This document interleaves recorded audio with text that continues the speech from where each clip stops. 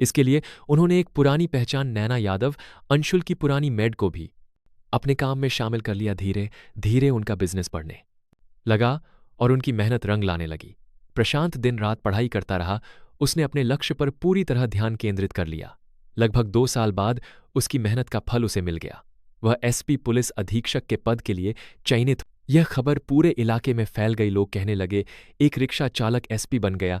इसने अपनी मेहनत और लगन से वह मुकाम हासिल किया जो असंभव सा लगता था। टीवी चैनल्स और अखबारों में उसकी कहानी छपने लगी। पत्रकार उसके घर पहुंचकर उसकी मां से इंटरव्यू लेने लगे। श्यामला देवी की आंखों में गर्व के आंसू थे। आपने अपने बेटे को इस मुकाम तक पहुंचाने के लिए क्या किया? एक पत्रकार ने पूछा। मां मुस्कुराई और बोली, मैंने बस उसे उसकी मेहनत पर विश्वास करना सिखाया, बाकी सब उसने खुद किया। अब जब प्रशांत ईएसपी बन गया था तो उसने एक दिलचस्प फैसला लिया, अपनी पोस्टिंग उसी इलाके में करवाने का जहां समृद्धि की पोस्टिंग थी। अब देखता हूं कि वर्दी का घमंड किसे कहते हैं, उसने मन ही मन सोचा। कुछ ही दिनों में उसने शक्ति भवन जनकपुर में अपनी नई पोस्ट संभाल ली। अब वह पूरे जिले का पुलिस अधीक्षक था और समृद्धि उसी जिले में डीएसपी थी। समय किसी के लिए नहीं रुकता। समृद्धि जो कभी अपने अहंकार और ताकत पर गर्व किया करती थी, अब उसकी हालत दिन बदन खराब होती जा रही थी। वह उस जाल में फंस चुकी थी जिससे निकलना अब नामुमकिन सा लग रहा था। उसका सीनियर अधिकारी विवेक चौधरी, जिससे उसने अवैध संबंध बनाए थे, अब उसे पूरी तरह अपने नियंत्रण में रखता था। उसने समृद्धि का एक रिश्वत लेते हुए वीडियो बना लिया था और अब उसे उसी समृद्धि का एक रिश्वत लेते हुए वीडियो की धमकी देकर बार बार ब्लैकमेल करता था। अगर तूने मुझसे कुछ कहने की कोशिश की तो यह वीडियो पूरी दुनिया देखेगी, तेरी नौकरी भी जाएगी और इज्जत भी। विवेक ने उसे धमकाया। अब समृद्धि के पास कोई रास्ता नहीं बचा था। वह हर दिन अंदर गया। कुछ ही दिनों बाद उसे पता चला कि विवेक पहले से शादीशुदा था और उसके 2 बच्चे भी थे। उसके पैरों तले जमीन खिसक गई। लेकिन जब उसने इस बारे में विवेक से बात करनी चाहिए तो उसने गुस्से में आकर कहा, अगर तूने ज्यादा सवाल किए तो तेरा वीडियो आज ही वायरल कर दूंगा। अब समृद्धि के पास कोई चारा नहीं था। उसे समझा गया था कि उसने अपनी जिंदगी की सबसे बड़ी गलती की है। इस बीच थाने में एक बड़ा आयोजन होने वाला था। नई एसपी प्रशांत के स्वागत के लिए एक पार्टी रखी गई थी। सब अधिकारियों से राय ली गई तो समृद्धि ने भी हामी भर दी। ठीक है, पार्टी रख लो, उसने बिना किसी भाव के कहा। अगले दिन पार्टी आयोजित हुई। एक मंच तैयार किया गया था जहां वरिष्ठ अधिकारी भाषण देने वाले थे। समृद्धि को भी बुलाया गया ताकि वह 2 शब्द कह सके। लेकिन जब वह मंच पर चढ़ी तो उसकी आंखों के आगे अंधेरा छा गया। मेरा अंत निकट है, यह सोचते ही उसे चक्कर आ गया और वह वहीं गिर पड़ी। हॉल में सन्नाटा छा गया। लोग भागकर उसके पास आए। डीएसपी मैडम बेहोश हो गई। फौरन उसे अस्पताल ले जाया गया। अस्पताल में डॉक्टरों ने जांच की और कहा, कमजोरी और मानसिक तनाव की वजह से इनकी यह हालत हुई है। यह सुनकर प्रशांत, जो अब एसपी था, हैरान रह गया। एक डीएसएपी की हालत ऐसी क्यों हो गई? उसने सोचा कि शायद समृद्धि अपने की पर पछता रही थी। अब उसे समझ आने लगा था कि जिंदगी ने एक चक्र पूरा कर लिया था जिसने उसे नीचे गिराया था। आज वही नीचे गिरी हुई थी समृद्धि। अब सिर्फ एक मौका चाहती थी, अपने गुनाहों की माफी मांगने का, अपने बेटे को फिर से गले लगाने का और अपने अतीत की गलतियों को सुधारने का। समृद्धि अब पूरी तरह टूट चुकी थी। उसकी आंखों के नीचे गहरे काले धब्बे पड़ गए थे। चेहरा मुरझा चुका था और बाल बिखरे हुए थे। जो औरत कभी खुद पर घमंड किया करती थी, आज अपनी ही जिंदगी से हार चुकी थी। एक दिन वह किसी तरह हिम्मत जुटाकर बाजार गई। उसने बहुत दिनों से ढंग से खाना नहीं खाया था, लेकिन आज भूख से बेहोश होने की हालत में थी। तभी उसकी नज़र सामने पड़ी। श्यामला देवी, उसकी पूर्व सांस, अपनी दुकान के लिए सामान खरीद रही थी। समृद्धि का दिल जोर से धड़कने लगा। वह घबराई, लेकिन फिर भी हिम्मत करके अपनी पूर्व सांस के पास गई। मां जी, आप कैसी हैं? उसने कांपती आवाज में पूछा। श्यामला देवी ने चौंक कर उसकी ओर देखा, लेकिन बिना चश्मे के उसे साफ दिखाई नहीं दिया। कौन हो बेटी? मुझे मां जी कहकर क्यों बुला रही हो? समृद्धि की आंखों में आंसू भर आए। मां जी, मैं समृद्धि हूं क्या?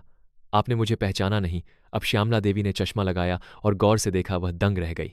समृद्धि, यह क्या हाल बना लिया तूने? समृद्धि की हालत इतनी खराब थी कि पहचानना मुश्किल था। उसका चेहरा पीला पड़ चुका था, कपड़े मैले कुचले थे और उसकी आंखों में गहरा पछतावा था। श्यामला देवी का चेहरा कठोर हो गया। मैं तुझे पहचान भी लूं तो इससे क्या फायदा? जब तूने मेरे बेटे को ठुकरा दिया तो अब तुझे हमारी याद क्यों आ रही है? ये सुनते ही समृद्धि फूट फूट कर रोने लगी। वह उनके पैरों में गिर गई। मां जी, मुझसे बहुत बड़ी गलती हो गई। प्लीज एक बार प्रशांत से कह दीजिए कि वह मुझे माफ कर दे। मैं अपनी गलती सुधारना चाहती हूं, लेकिन श्यामला देवी की आंखों में अब कोई दया नहीं थी। बेटी, जो किया है उसका फल तो तुझे भुगतना ही पड़ेगा। मेरे बेटे ने तुझसे बहुत उम्मीदें रखी थी, लेकिन तूने उसे धोखा दिया। यह कहकर श्यामला देवी आगे बढ़ गई और समृद्धि वहीं जमीन पर बैठकर रोने लगी। समृद्धि निराश होकर लौट रही थी कि उसने एक फैसला किया। अब उसे प्रशांत से मिलना होगा। वह सीधे प्रशांत के घर पहुंची, कांपते हाथों से दरवाजे पर दस्तक दी। कौन है? अंदर से आवाज आई। दरवाजा खुला और सामने प्रशांत खड़ा था, एकदम सख्त चेहरे के साथ। समृद्धि ने कांपती आवाज में कहा, प्रशांत, मैं समृद्धि हूं। प्रशांत ने उसकी ओर देखा, लेकिन उसके चेहरे पर कोई भाव नहीं थे। हां बोलो, किससे मिलना है? उसने बेरुखी से पूछा। समृद्धि की आंखें भर आई। प्रशांत, मुझे माफ कर दो, मैंने बहुत बड़ी गलती कर दी। मैं तुम्हारी पत्नी हूं, मुझे वापस अपना लो। प्रशांत ठाका मारकर हंसा। मेरी पत्नी? समृद्धि, मुझे तो याद भी नहीं कि मेरी कोई पत्नी थी। तलाक के कागजों पर साइन करवाते समय तुमने तो खुद कहा था कि तुम मुझसे कोई रिश्ता नहीं रखना चाहती। अब क्या हुआ? समृद्धि गिड़गिड़ा लगी। प्रशांत, मुझे मेरे गुनाहों की सजा मत दो। मेरा बच्चा कहाँ है? मुझे उससे मिलने दो। प्रशांत का चेहरा और कठोर हो गया। यह बच्चा अब मेरा है, और रही बात तुम्हारी, तो तुम अब मेरे लिए मर चुकी हो। समृद्धि की आंखों से आंसू गिरने लगे। प्र ने सख्त लहजे में कहा, आज के बाद अगर तुम यहां दिखी तो मुझसे बुरा कोई नहीं होगा। इसके बाद प्रशांत ने दरवाज़ा उसके मुंह पर बंद कर दिया। समृद्धि दरवाजे के बाहर बैठकर जोर जोर से रोने लगी, लेकिन अंदर से किसी ने उसकी आवाज़ नहीं सुनी। सब कुछ खत्म हो गया।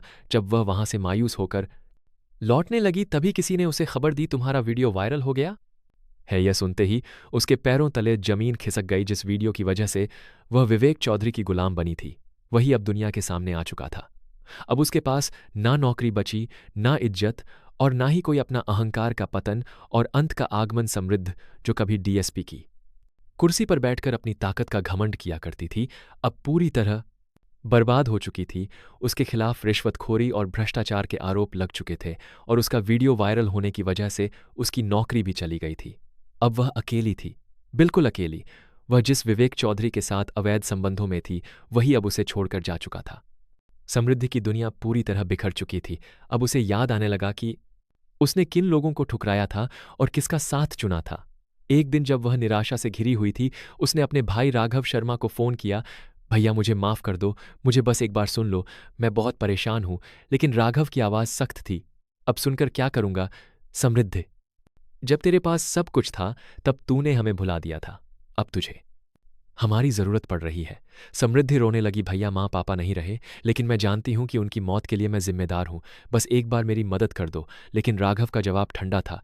तेरे लिए तो माँ पापा बहुत पहले ही मर चुके थे, जब तूने हमें ठुकरा दिया था, और जब उनकी मौत हुई तब भी तू उनके पास नहीं थी। अब मेरे लिए भी तू मर चुकी है। यह कहकर राघव ने फोन काट दिया। समृद्धि पूरी तरह टूट चुकी थी। वह सोच भी नहीं सकती थी कि जिस इंसान के लिए उसने अपना सब कुछ दांव पर लगा दिया, वही उसे धोखा देकर चला जाएगा। जब वह अपने घर लौटी तो वहां एक और झटका उसका इंतजार कर रहा था। विवेक चौधरी सारा पैसा और जेवर लेकर भाग चुका था। उसने घबराकर विवेक को फोन किया, लेकिन उसका नंबर स्विच ऑफ था। अब उसे समझ आ चुका था कि जिस व्यक्ति के लिए उसने अपने पति और परिवार को छोड़ा था, वही उसे सबसे बड़ा धोखा देकर चला गया। अब ना उसके पास नौकरी थी, ना पैसा, ना कोई सहारा। धीरे धीरे वह मानसिक 5 पार्ट में 6 पार्ट कोई सहारा। धीरे रूप से भी कमजोर होती जा रही थी। लोग उसे देखते ही ताने मारने लगे। कोई उसे भ्रष्ट अफसर कहता, कोई चरित्रहीन। जो लोग कभी उसकी सलामी किया करते थे, आज वहीं उससे नफरत कर रहे थे। अब वह पागलों की तरह इधर उधर घूमने लगी। कोई उसे भिखारी समझता, कोई उसे पागल। कुछ ही दिनों में उसका स्वास्थ्य बेहद खराब हो गया। ना खाने के लिए कुछ था, ना रहने के लिए कोई ठिकाना। जहां कभी वह आलीशान सरकारी क्वार्टर में रहती थी, अब वह सड़कों पर भीख मांगने के लिए मजबूर थी। आखिरकार एक दिन सड़क किनारे पड़ी हुई मिली। लोगों ने देखा कि वह हिल भी नहीं रही थी। डॉक्टरों ने बताया कि कुपोषण और अत्यधिक मानसिक तनाव की वजह से उसकी मौत हो चुकी थी। समृद्धि का अंत दुखद था, लेकिन यह किसी और की गलती नहीं थी, बल्कि उसके अपने कर्मों का फल था।